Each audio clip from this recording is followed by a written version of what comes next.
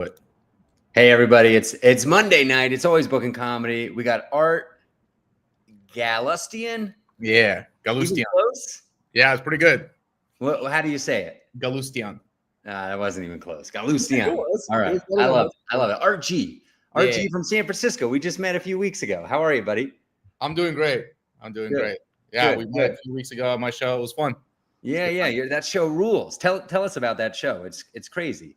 Yeah, I run a show in the basement of a Chinese bar called Mr. Mahjong's. It's like a speakeasy style comedy show. It's a pretty small venue. We seat about 50, 60 people. We do it every Friday. Usually it's pretty full. It's a good time. I don't know how, but we tend to get pretty good crowds. So it tends to be a pretty hot room. People enjoy it. That's awesome. And that headliner was incredible. What was it, Carla something? Oh, Carla Clay. She's my favorite comedian in the Bay Area. I'm gonna say that. She rules. Does she travel at all nationally? Do you know, or does she stay at home? I don't know. I'm not Okay. sure. Yeah, Right. I book her. She's probably my most booked person. Like, Yeah, I hit her up all the time. Like to the point I where want to book her out in Colorado. After this episode, maybe you can give me some contact info. Yeah, so absolutely. No, she's incredible. Yeah, so funny. And I assume she's a staple of the San Francisco scene. Yeah, she's so funny, or sure. the Bay Area. Does she have a home club? Is she like a Punchline regular, or She's a Punchline a lot. Yeah, we Okay. have the Sunday Punchline showcase every Sunday where Okay. comics get up. She's there pretty often. So okay? What's her last name? Clay. Clay. All right, everybody, check out Carla Clay from the Bay Area. So She's funny. amazing. I assume she's on social and whatnot. Yeah. She ruled. Was great. Sometimes I hit her up the week of because I have a drop or something. Yeah. And then when she's available, I'm like, how is this possible? You should be booked out like a year out. Like you should not be available on the week of booking. Like I think she's that good. Yeah. All right. We got a viewer from North Carolina going to check out Carla Clay. All right. Here's my favorite question to ask showrunners.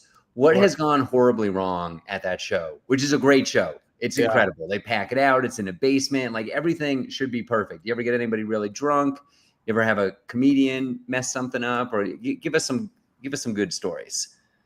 I think the very first show I put there, it did not go that well. And because I've ran a bunch of shows, but like bar shows, kind of like not very good shows, just like a weekday, like one of those rough like shows that we all do. And then this was a good room. So my plan was, I was like, okay, I need to pack it out on the first show and I need to hire a photographer. I need to take good pictures and I'm going to use that to market. So, but I didn't really know how to pack it out yet. So I just hit up like all my friends. I was like, okay, all you guys come out. Like, I need you guys to support the show. And I think I learned that like your friends don't always make the good audience. I don't know what it is. Like when you bring your own people to the show, like they were just like a tight audience. And I knew like half of them. It's just like, they weren't even laughing at my jokes. I was like, it was rough. And then that part is whatever, because I was like, okay, I'm going to do this for marketing. I just need good pictures.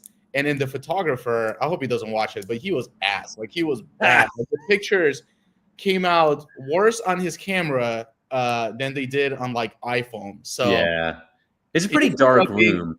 I do a lot of showroom photography, and it can be difficult, because you got the really bright spotlight on the comedian, and then everybody's pitch black. You need pretty. The photographer I have now, she's incredible. I've had her like 3 times now. She is so good. The pictures turn out good. It really helps with like marketing the show. Yeah, totally. Photos are so I did not important. go well that part. I guess it's not that bad of a disaster, but it didn't go that well. Okay. You ever have to kick anybody out? Almost. There was a guy who was drunk and he was trying to sneak in, and I was like, you can't do that. I'll sell you a ticket. So he tried to like fake Venmo me, and I was like, dude, no. And he ended up paying. I let him in, and I regretted it because he was just like heckling and just being annoying. Yeah. But yeah, nothing too bad. Yeah. Yeah. I had a situation like that just last night. Really drunk people, and they were like, we'll give you some cash. And I like, it's hard to say no to people, but I knew they were going to be a problem. And we ended up kicking them out like 10 minutes later. They didn't even really make it into the showroom, but they did interrupt the show from 20 feet away.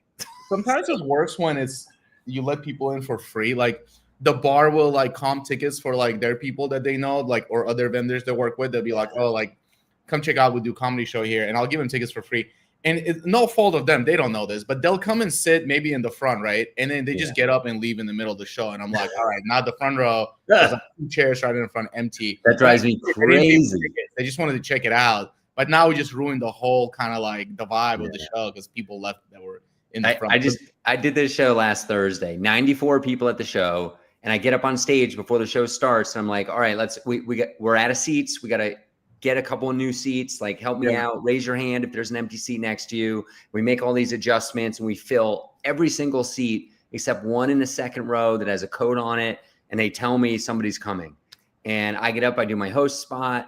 The next comic gets up. I start taking photos and I realized nobody sat in that seat. So the photos they look good, but they're not perfect. And this drives me crazy. So I like sneak around the showroom, go to the second row, like whisper into the lady's ear, can you guys all slide down one? I'm going to remove this chair. And, and they were like, what? Wait, we're fine. We don't need to move. And I'm like, you got to move. You got to move. So like how you talk to, like, because my show, there's chairs that we put out, but the back is a bench. Yeah. People come in, they want to sit on the bench because like it looks like it's roomier, but like I don't let them sit there until they're very late, right? Because like people come in late, it's easier. And I'll always tell them, don't sit on the bench. Usually they always go sit on the bench. And then you have to walk up to them and be like, guys, you can't sit on the bench. They're like, oh, okay. Like we get up and leave. Yeah. Some people just feel so shy telling them. I was like, you just have to just do it. Like I got a tip for you that I think could work for you. I mean, I'm sure you don't want more gear, but I have these reserved placards. They're just 11 by 17s that if you order them on FedEx, you can add for like $1 extra. They'll laminate it for you. And there's 2 choices. They'll laminate it like exactly the size or just a little bigger. So there's like a little border around it. And I have like 20 of these things that just say Vail Comedy Reserved. So it could say like Mr. Mahjong Reserved or whatever. And they're kind of mine are a bright blue. And I use them at all over the state of Colorado, but they all say Vail for some reason. And they're great. They're so helpful. I use them all the time and they're cheap. And I lose them. People steal them, and they get left behind at venues. And I just print new ones. Like they cost maybe $2 or $3 a piece. That's smart. We had those like dividers that they put at bars with the little thing that comes out, but like that was just a hassle moving. Yeah, that's a hassle. Just throw down like 3 or 4, and it helps out because I saw it when you guys were doing a good job telling people. But there might be like a group of 4 that comes in, and the person's communicating to one of them, and then immediately the third person who didn't hear that, they make a beeline for the bench. And, that part is the visual indicator was there. And they're so easy to pick up. Once you need that bench space, you just pick them up and say, or you just tell the people because they're like, oh, we got a reserved spot. Yeah, exactly. For us. All these actually, I upsell tickets all the time that are reserved, and that's what I use them for. They're just like arbitrarily 50% more expensive, and you get a reserved seat. But basically, you're getting the same experience. And some people just want to pay for the most expensive item, especially in some of the fancier places I run shows. And seating people in the front sometimes is a pain because all these like crowd work TikTok clips are kind of like making it really hard. Absolutely. To see people in the front because they don't want to be, and I get it. People want to come and enjoy their night. They don't want to be part of it. They just want to watch it. I get that. But like, if the front row is not full, then the show is not good either. So that's right, always exactly. Here's what I always say, and this wouldn't work in your room, but I always have a stage, and I say, here's a little secret. When you're up on the stage, it's really the second row that has the best angle for the comics to see. So you're going to be kind of invisible in the front row. Don't sweat it. It's not 100% true. It's not always true all the time, but yeah. And then people that want to sit in the front, sometimes they're problematic because they want to talk. So absolutely. Yeah, so how did you were you the one who tracked down this venue on a Friday night? That's pretty prime space. We've been running shows for a while. It used to be like 3 of us, 2 of them moved to New York, but I had like other venues, and this venue was connected to the other venues. Like one of the owners of the other venue used to be a co-owner here. So he kind of like brought me in. So it was like just through like networking and just like doing it for some time. They introduced me. And the bar was pretty new when we started there. I don't think they were running any events down there. I think they didn't know what. I'm not sure, but I don't think they knew what to do with the space. And then when I saw it, I was like, oh my God, this is like perfect for comedy. Beautiful. It's great. Yeah. So we started doing comedy there, and that's how we started. And I chose Friday. And I think like, because they help us promote, so they'll post us on their page, and like other events see it. And now they started doing like more stuff there. So it really kind of snowballed. They're like pretty booked up now. But yeah, that's how it started. It was just kind of like introduction through some like mutual people of running shows at other places. Yeah. Is there like an Instagram account that has photos of this venue so people that are Yeah, watching yeah. this in the It's future? What the is it? Spotlight Comedy.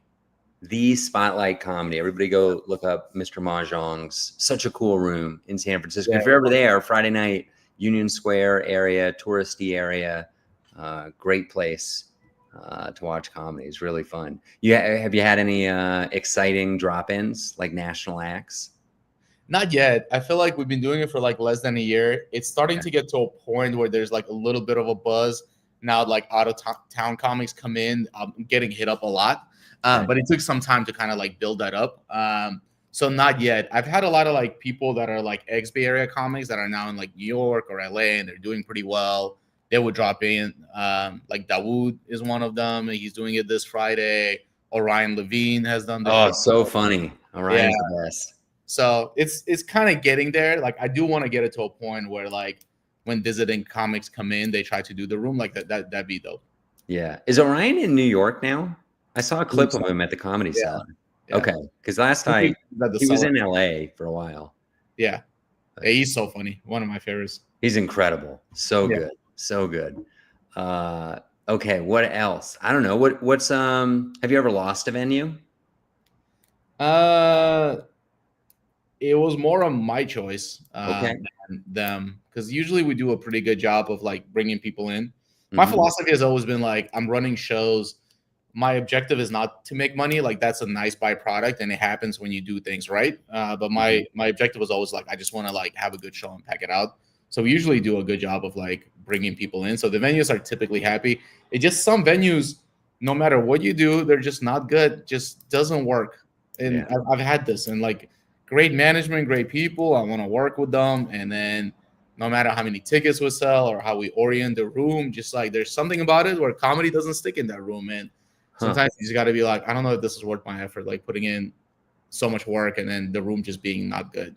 Yeah. So are you saying that the comedy show itself ends up not being as fun as some other rooms? Yeah, Yeah. Okay. yeah.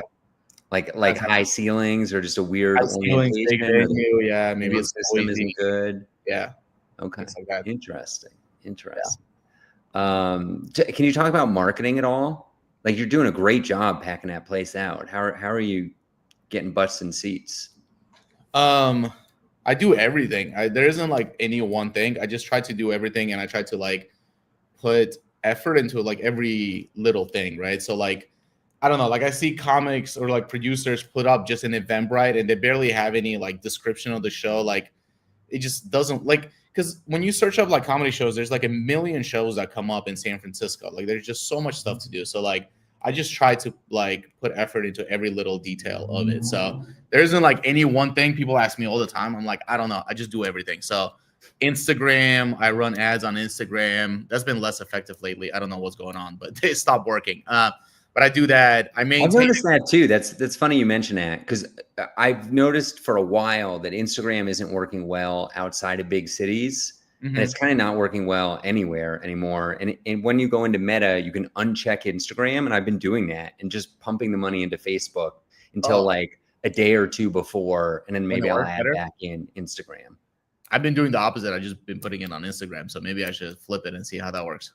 I don't know that it would work in San Francisco. What I'm finding is in these other places, I cater to a lot of older audiences. Yeah, and probably you are. And I think they just skew towards Facebook. And we have a show in LA area in Claremont, and it's an older audience, and we mostly run Facebook. So yeah, exactly to your point, and that works pretty well. Yeah. Are you doing Google ads? I am doing Google ads. I just have it. I haven't touched it in a while. I need to go and like maybe tweak it. But I have it running at just $10 a day, just consistently. Okay. Can you give me any tip? I've never even signed up for Google advertising. Like what give me the dummies guide in a couple minutes. It's probably the most complicated one. That's why I haven't gotten onto it. It's rough because you have to have a website first of all. So you have to like stand up a website. Okay. And then you're basically just like paying for keywords. Like if you want your show to come up when people search comedy, like you can say, hey, I'm gonna dump money into like that keyword comedy and my show will come up. Okay. So that's essentially what it is. You're like you're like just defining what keywords you want your show to come out of it. The good thing about it, they Is it like guarantee. location based? Like Yeah, people who search for comedy? Okay. the good thing about it is that you get charged when people actually click it. So like on Instagram, it could be like, I don't know, like 1 million people saw it, nobody clicked it. Google, will actually make sure that people are clicking on it. So that's the good part. Right. It gets them to your website. Yeah, I need to check. Like I've just set up all these things and then been running, but I need to like sit down and actually like look at the numbers and be like, what am I spending my money on? Like, is it working? Right. Yeah. But yeah. But it's work. Something is working. So it's like, it's easy to I do just get say, some keywords from it. Like I track it. So I have trackers set up as well. So I'll look at that. Right. I had to learn all this stuff. Like I didn't know any of it. I don't have a marketing background, but it was kind of fun figuring it out. Yeah. I agree. It's like a puzzle. Yeah. It's like being Sherlock Holmes or whatever. And you got to like figure out, like tracking is so important because like forever I was spending so much time hanging up posters. Yeah. And then I put QR codes on them and I had like individual QR codes for the different locations. So I could tell which posters were getting scanned a lot. And I was realizing I was spending so much time on posters that were never getting scanned. Yeah. Like it's not like those have zero value because sometimes people will see them and then later they see an ad online or whatever, but nobody was taking action with those posters. And I just kind of like, I do a lot less postering now. I haven't done much posters for like in the beginning. I had flyers and I would like give it out to people, but I didn't feel like it was really converting. So I don't know. Different markets and neighborhoods are different. Like New York does a lot of barking and it works, but I think you have tourists looking for stuff to do all the time. Right. Yeah. And there's so many more people around. Let's switch. Do you have anything else any pearls of wisdom about show running you want to share? What would you tell a brand new showrunner? What's some of the most important stuff to keep in mind? I think you have to learn how to tell your friends no. Because in terms of booking. Yeah, booking. Yeah, absolutely. Part is tough because people get busy and it's like, you want to have a good show and you want to maintain it and like have repeat customers. Like you have to think about the product. And it's like, I'd rather just have all my good friends on the show and we all do okay, but I can't do that. So I have to put up some hitters and that takes up room. There's a lot less spots available than people think. Yeah. Because you want to have like 1 or 2 like really, really good comics, right? And then you have a couple of producers and then that only leaves like 1 or 2 spots where you could like book people. And people don't get that. They're like, you run it every week, you should have a lot of spots. It's like, it's tough. Like if you're actually intentional with how you curate the lineups, it's like you have to tell people no, and like it sucks. But I think that's the hardest part. That is a tough thing. Yeah. I noticed you had a Zoom recorder at your show. Yeah. Is that for your clips or what are you using that for? Yeah, it records the audio. The issue with that room is that the AC is very loud. It's not very loud. Like you don't hear it during the show because we kind of like tune it out. But in the video, you hear the humming in the background. Got it. And it just doesn't sound clean. So I have it set up to where the audio is directly from the mic, goes into the Zoom. And then there's another audio stream that like gets the audience. So, when you're just talking, I just use the mic audio and then I layer it in with the audience. So just recording. I'm trying to put out more clips. That's awesome. So technically though, is it microphone to soundboard to Zoom? I don't have a soundboard, so it's kind of direct. It goes into the Zoom and then it goes into the speaker. I didn't know you could do that. Holy cow. Yeah. Is that like a feature of? I have a splitter. So the splitter splits the. Oh, okay. Is it like a black and green box or is it something else? I have a splitter as well. Yeah. I don't know what it looks like. I got a couple of them. It's just black. Yeah. But it just splits it. So one of it goes into Zoom, the other goes into the speaker. Yeah. Cool. Rad. All right. Let's talk about you a little bit. Sure. What do you, we're coming up on the end of the year. You got goals for 2026? I'm trying to, my goal is I'm trying to build up as much material as I can. So that's always the goal. I have, I don't know, maybe like 10, 15 that like I know is strong and I've been doing it for a while. I want to just kind of like leave it behind and then just like. It takes so much courage. Yeah, it's tough. But having your own show helps because you're like, it's me, like it's fine, like I'm gonna do all this stuff. So build material, and then I'm trying to add another day to the show. So I want to do Thursdays and Fridays. Oh, cool. So it has been taking up a lot of thinking. It's a lot of planning right now, like how am I gonna do that? So trying to figure it out. But I think that's the biggest goal is I want to create even more stage time for me so I could build the material. Yeah, that's smart. Do you so it sounds like you go down to Claremont sometimes in LA. Mm-hmm. You travel anywhere else? LA. Where have I been? I went to Mexico City. I did shows out there. That was pretty fun. In English? Yeah, No yeah. way. It was a good time. Yeah, it's That's so cool. Is there cool how like a these little places club have down like. there or what? Yeah, they have English speaking comedy. Yeah, it's a little scene, but it was fun. They have a legit comedy club. One of the shows was there. Um, some lady that's a local there. She was headlining, and she let me open for her, Okay. which was pretty cool. Yeah, I did. I forgot, like maybe 3, 4 shows when I was there. It's pretty fun, different. I've done shows in Hawaii on like 2 separate occasions. That was pretty fun as well. And then LA. I don't know if I've been anywhere else that I've done shows. That's awesome. Hawaii. Yeah. What island? Oahu. Nice. It Cool. was fun. They used to have a club there called Stand Up Honolulu, and it was fun. I did a few spots there. It was a good time. I think you're just happy being in Hawaii, so everything just feels so much more fun. But yeah, it's cool because they get so many tourists from all over the country, so you get like a representative sample, maybe not representative, but you get a more diverse sample of the U.S. Whereas SF sometimes feels like a bubble. Like I know certain jokes just not gonna work in SF, and certain things will work that won't work outside. So I think it's good to get out sometimes and like really test your stuff. Totally, 100%. I was just I was on a show this weekend in Boulder, and there was a Chicago comedian there, and every time they wandered into racial material, the audience just froze. Yeah. And you could tell, like, there were like obvious beats to the joke, and he was expecting laughter, but it just wasn't coming. Right. And he did it like I 3 see or that 4 all the time. times. That's up, yeah.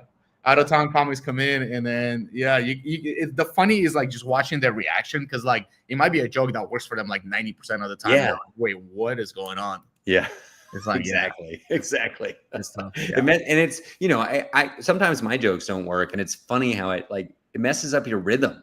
It's like there's a cadence to telling jokes, and and it's almost like a dance between you and the audience. And when the audience isn't giving you what you expect, it's like, oh, okay, you gotta learn how to not make it awkward. I think having I don't know, I used to kind of get like annoyed of like Bay Area audience because I was like they're a little too tight, like too PC, they need to be looser. But it just forced me to write better, I think, because I write mostly clean now. It's not a hard rule, like I'll do dirty jokes, but they're mostly clean, and it's become like more just something that I feel like could just work anywhere. So I think that's a good thing. I think it feels like running with weights on. So when you take it off, like you go faster, that's kind of what it feels like. So I used to kind of be frustrated with it. And then I think it's shaping me to being a stronger comic. Nice. That's awesome. All right. Well, let's start winding this down. Where can people find you? Cool. And maybe like one big goal. So is your big goal for 2026 to like have a fresh 15 minutes? I haven't like defined this, so maybe I need to set a goal. But yeah, I just said like I need to build more material. I think I need to put a number to it. I like adding a second night for the yeah, that one is big. Yeah, that's more on the production side. I don't think you said the name of the show. Do you want to say the name of the show and where people can find it? Yeah, so is the Spotlight Comedy. So it's on thespotlightcomedy.com or the Spotlight Comedy on Instagram. The show's there. It's every Friday at Mr. Mahjong's.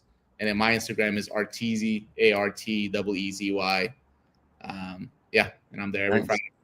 All right, he's there every Friday. He's from the Bay Area. He's all over the country, all over the world. He's getting outside of the continental United States. He's getting to Mexico. Art, really a pleasure to chat with you. Stick around for a second. Thanks everybody for tuning in. We'll be back next Monday. Happy Thanksgiving, everybody.